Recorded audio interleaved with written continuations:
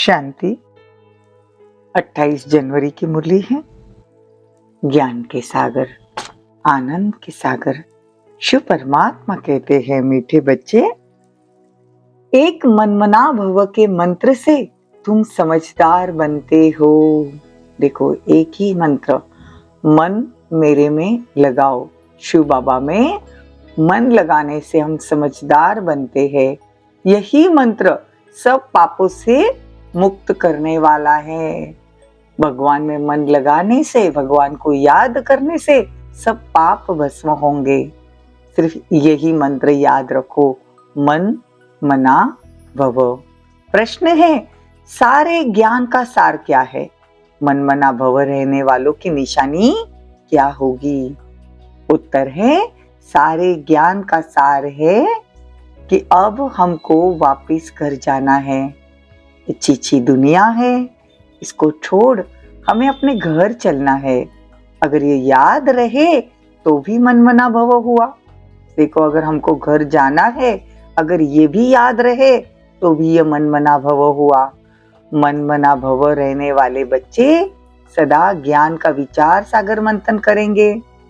वो बाबा से मीठी मीठी रूरिहान करेंगे। प्रश्न है, किस आदत के वशीभूत आत्मा बाप की याद में नहीं रह सकती? उत्तर है, अगर गंदे चित्र देखने की, गंदे समाचार पढ़ने की आदत पड़ी हो तो बाप की याद रह नहीं सकेगी। सिनेमा है दोजक। देखो, बाबा आज कहते सिनेमा क्या है? दोजक। दोजक मतलब नरक।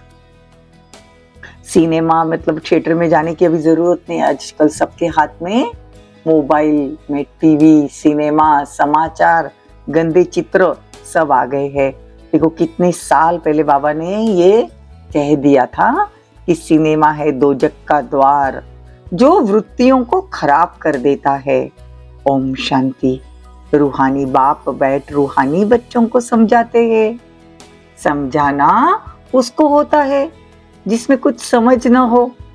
तुम अभी बहुत समझदार बन चुके हो, जो समझते हो ये हमारा बेहद का बाप है, बेहद की शिक्षा देने आया है।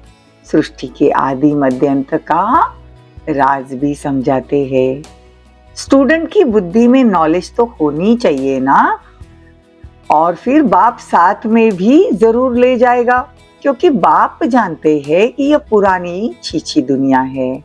तो इस पुरानी दुनिया से बच्चों को कहाँ लेके जाएगा? घर लेके जाएगा। देखो, बाबा समझाते हैं, यहाँ बैठे बैठे बच्चों के अंदर में जरूर आता होगा, यह हमारा बेहद का बाप भी है, ऊंचा शिक्षक भी है और सतगुरु भी है। तो बाबा कहते हैं ये बच्चों की बुद्धि में आना चाहिए। रचना की सारी आदि मध्य अंत का राज बाबा समझाते हैं। यह सब याद करना भी मनमना भव है। आज बाबा मनमना भव किसको कहते? ये भी कहते। घर जाना है ये सोचेंगे तो भी मनमना भव है। वो हमारा बाप टीचर सदगुरु है तो भी मनमना भव है। और बाबा कहते हैं कि अगर ये सोचे कि ये सारा आदि मध्य अंत का ज्ञान जो बुद्धि में सदर्शन चक्र घूमेगा, तो बाबा कहते ये भी मनमना भव है। तो यह भी तुम्हारे चार्ट में आ सकता है। तो ये बहुत सहज है। और भल कुछ भी ना करो, परंतु उठते बैठते चलते फिरते बुद्धि में यह याद रहे। वंडरफुल चीज को याद करना होता है। तुम समझते हो, बाबा को याद करने से और पढ़ाई पढ़ने से हम विश्व के मालिक बनेंगे। सहज याद दिलाने बाबा युक्ति बताते हैं। माँ में एकम याद करो तो आधा कल्प के तुम्हारे विकर्म विनाश हो जाएंगे। वो सब योग अग्नि में भस्म हो जाएंगे। देखो, जन्म जन्मांतर तो हमने कितने जप तप किए, भक्ति मार्ग कितना किया, लेकिन कुछ फायदा हुआ? और ही नीचे उतरते आए। तो बाबा कहते ये पढ़ाई है, पढ़ना जरूर है। मतलब बाबा कहते अगर और कोई शास्त्र आदि नहीं पढ़े हैं तो कोई बात नहीं, बाबा स्वयं नॉलेजफुल है। इनको किसने पढ़ाया है क्या? नहीं, वो तो मनुष्य सृष्टि का बीज रूप है, चैतन्य है, ज्ञान का सागर है, तो चैतन्य होने के कारण मनुष्य सृष्टि रूपी झाड़ का आदि से अंत तक राज सुनाते हैं। आज बाबा बार बार मन मना भव और सृष्टि चक्र, इस दो पर हमारा ध्यान खिंचवा रहे हैं। बाबा हमको पढ़ाते हैं तो तुम अंदर में समझते हो बाबा टीचर भी है। अच्छा, अगर बाप याद नहीं पड़ता तो टीचर को याद करो, टीचर कभी भूलेगा नहीं। रोज मुरली सुनते हैं तो सोचना है कि हम गॉडली स्टूडेंट है, और गॉडली स्टूडेंट मतलब विद्यार्थी है, भगवान के विद्यार्थी है। तो गॉडली स्टूडेंट है तो वो हमारा टीचर हुआ। तो भगवान हमको पढ़ाते हैं, यह एकदम भूल जाते हैं हम। तो बाप हर बात की समझानी देते हैं। अच्छा, जास्ती पढ़ नहीं सकते तो भल बाबा के रूप में याद करो। बाबा हर एक तरह की सहूलत हमको देती है कि देखो देखो, यहाँ अगर आप टीचर को याद नहीं कर सकते तो बाबा को याद करो, बाबा को याद नहीं कर सकते सदगुरु को याद करो, सदगुरु को याद नहीं कर सकते खुदा दोस्त के रूप में उसको याद करो, बाबा से मीठी मीठी बातें करो। देखो, ये पढ़ाई बड़ी वंडरफुल है और हम ब्राह्मण ही पढ़ते हैं, देवता क्षत्रिय वैश्य शूद्र ये पढ़ाई तो नहीं पढ़ते। देवता भी ये पढ़ाई नहीं पढ़ते, त्रेता में भी ये पढ़ाई नहीं होती, द्वापर में भी ये पढ़ाई नहीं होती, वैश्य लोग नहीं पढ़ते और कलयुग में शूद्र लोग भी नहीं पढ़ते, सिर्फ हम ब्राह्मण पढ़ते हैं। बाप की यह नॉलेज ही बिल्कुल न्यारी है। तुम बच्चों को खुशी का पारा चढ़ना है कि हम तमो प्रधान से सतो प्रधान बने हैं। अब उच्च पद पाने के लिए खूब पुरुषार्थ करना है। अगर ज्ञान और योग की धारणा नहीं होगी तो उच्च पद नहीं मिलेगा। ज्ञान और योग की धारणा अगर नहीं होती है तो उच्च पद नहीं मिलेगा। बाप कहते हैं 16 कला संपूर्ण बनने में याद की बहुत मेहनत चाहिए। अंडरलाइन करने वाला पॉइंट है, सारा दिन बुद्धि में हमारी इधर उधर की बातें चलती है। तो बाबा कहते हैं अगर तुमको 16 कला संपूर्ण बनना है, सतयुग में आना है, तो याद की बड़ी मेहनत है। देखना है किसको दुख तो नहीं देते। हम सुखदाता के बच्चे हैं, सबको सुख देना है। मनसा वाचा कर्मणा, किसी को दुख नहीं देना। इस समय तुम पढ़ते हो, गुलगुल बनते हो, ये कमाई ही है जो तुम्हारे साथ चलने वाली है। तुम्हारे सिवाय कोई समझ न सके कि ये क्या पढ़ते हैं। वंडरफुल पढ़ाई है।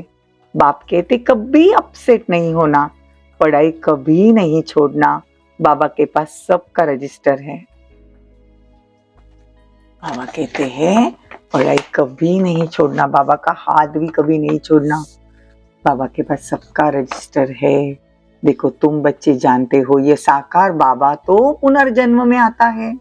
ब्रह्मा बाबा पुनर्जन्म लेते लेते 84 जन्म पूरे किए। ये 84 का चक्र खाता है। तत्त्वम, ये खेल है ना। तत्त्वम मतलब तुम भी 84 जन्म लेते हो, सिर्फ ब्रह्मा बाबा अकेला थोड़ी लेता है। ये तो खेल है ना। तो बाबा कहते ये खेल कभी नहीं भूलना चाहिए, खेल सदैव याद रहता है। बाबा समझाते हैं एक तो ये दुनिया दोजक है, और फिर इसमें खास यह बाइस्कोप मतलब सिनेमा दोजक है। वहां जाने की वृत्तियां बहुत खराब हो जाती है। आजकल तो हाथ में ही मोबाइल है, मोबाइल खोलते ही वृत्तियां खराब हो जाती है। अखबार में भी कोई अच्छे अच्छे चित्र देखते हैं तो उसमें भी बुद्धि जाती है। तो बाबा कहते सिर्फ मुझे याद करो और कहीं तरफ बुद्धि न जाए। ऐसी ऐसी चीजें देखो ही ना कि ख्याल करो ये तो बुद्धि पुरानी दुनिया चीची गंदे शरीर है, इसके तरफ क्या देखना, एक बाप को ही देखना। बाबा कहते मीठे मीठे बच्चे, मंजिल बहुत ऊंची है, यहाँ तुम्हारी एम ऑब्जेक्ट है जीवन मुक्ति को पाने की। तो बाबा समझाते हैं ग्रस्त व्यवहार में रह के पवित्र बनना है। भक्ति मार्ग में तो हमने बहुत टाइम वेस्ट किया, तो कितने भूले हो गई। अब भूल करते करते भूले ही बन गए। ये लास्ट जन्म 100% भूलों का ही है, जरा भी बुद्धि काम नहीं करती। देखो, बाबा कहते दुनिया वाले कितने गुरु करते हैं, और गुरु कभी किसी को मुक्ति जीवन मुक्ति नहीं दे सकते। देखो, आगा खान को भी देखो, आगा खान भी के भी कितने शिष्य है। देखो उन्हों को गुरु के लिए देखो कितना रिगार्ड है। देखो उनको हीरो के वजन में तोला है, मतलब उनको हीरो में वजन किया है। तुम किस में वजन करोगे? बाबा का वजन किस में करेंगे? वो तो बिंदी है, तो इतनी छोटी सी बिंदी का क्या वजन होगा? शिव बाबा तो बिंदी है ना, तो उसकी तो क्या आप वजन करोगे? तो कहने का भावार्थ है वो ज्ञान का सागर, आनंद का सागर, सृष्टि का, ब्रह्मांड का मालिक है और फिर भी कितना निरंकारी है। बाबा कहते हैं जितना हो सके परमात्मा की याद, और बेहद के बाप को देखना है, फलाने को नहीं देखना है। बाबा का मददगार बनना है। बच्चों को देख देख बाबा भी हर्षित होते हैं। अगर कोई मददगार है, अच्छा सर्विसेबल है, तो बाबा उसे देख खुश होते हैं। जानता हूँ कल्प कल्प यह हमारे मददगार बने हैं, यह बाबा का प्यार कल्प कल्प का बन जाता है। आज इस क्षण अगर मैं बाबा को बहुत प्यार करती हूँ तो ये अविनाशी पल है जो कल्प कल्प 5000 साल बाद वापस आएगा। तो जितना हम याद करेंगे तो कल्प कल्प फिर 5000 साल के बाद वही रिपीट होगा। तो क्यों ना अभी मैं बाबा की बहुत याद करूं, बाबा से बहुत प्यार करूं, बाबा से मीठी मीठी बातें करूं। यही तो मन मना भव है। बाप ने कहा है कि विनाश काले विपरीत बुद्धि हो जाती है। बच्चे याद नहीं करते, ये सब खत्म होना है। बाकी तुम विजय को तो जरूर पाएंगे। तुम राजधानी स्थापन कर रहे हो। आत्माओं का बाप आत्माओं से बैठ बातें करता है, उसे ही समझाएगा। तो ऐसी ऐसी वंडरफुल बातें सबको सुनानी है। क्या सुनानी है? कि बाबा को हम कल्प कल्प का अविनाशी पार्ट बजा रहे बाबा के साथ। मतलब अब भी अगर कल्प याद करेंगे बाबा को तो कल्प कल्प याद करेंगे। अच्छा, मीठे मीठे सिकिलदे बच्चों प्रति माता पिता बाप दादा का याद प्यार और गुड मॉर्निंग। रूहानी बाप की रूहानी बच्चों को नमस्ते। हम रूहानी बच्चों की रूहानी माता पिता बाप दादा को याद प्यार, गुड मॉर्निंग, नमस्ते, थैंक यू, बहुत बहुत शुक्रिया। धारणा के लिए मुख्य सार, सुखदाता के हम बच्चे हैं, हमें सबको सुख देना है। मनसा वाचा कर्मणा, किसी को भी दुख नहीं देना। पढ़ाई और पढ़ाने वाला दोनों ही वंडरफुल है। ऐसी वंडरफुल पढ़ाई को कभी मिस नहीं करना, अपसेट नहीं होना है। वरदान, सदा हर दिन स्व उत्साह में रहने और सर्व को उत्साह दिलाने वाले रूहानी सेवादारी भव। बाप दादा सभी रूहानी सेवादारी बच्चों को स्नेह की ये सौगात देते हैं। बच्चे हर रोज स्व उत्साह में रहो और सर्व को उत्साह दिलाने का उत्साह मनाओ। इसमें संस्कार मिलाने की, संस्कार मिटाने की जो मेहनत करनी पड़ती है वो छूट जाएंगे। देखो संस्कार मिलाना पड़ता है अगर कोई सेवा करते हैं तो बाबा कहते हैं इससे बेटर है कि आप खुद उत्साह में रहो और दूसरों को भी उत्साह दिलाओ, तो हर दिन उत्साह हो जाएगा। तो इसमें ये संस्कार मिलाने की जो है, संस्कार मिटाने की जो मेहनत करनी पड़ती वो छूट जाएगी। ये उत्सव सदा मनाओ तो सारी समस्याएं स्वतः ही खत्म हो जाएगी। फिर समय भी नहीं देना पड़ेगा, शक्तियां भी नहीं लगानी पड़ेगी।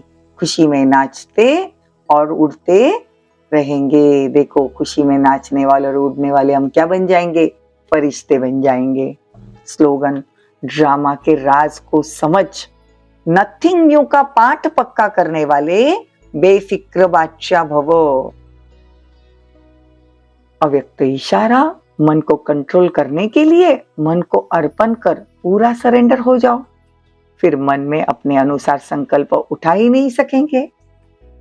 जिसने मन भी बाप को दे दिया वह सहज मन मना भव हो जाएगा। मन मना भव होने से सहज ही मोहजित हो जाएंगे। मन को समर्पण करना अर्थात व्यर्थ संकल्प विकल्प को समर्पण करना। अगर ये मन बाबा में लगा हुआ हो तो क्या क्यों का प्रश्न उठता नहीं है, और क्या क्यों का प्रश्न नहीं उठेगा तो चिंता भी नहीं होगी। सिर्फ प्रभु चिंतन होगा। ओम शांति।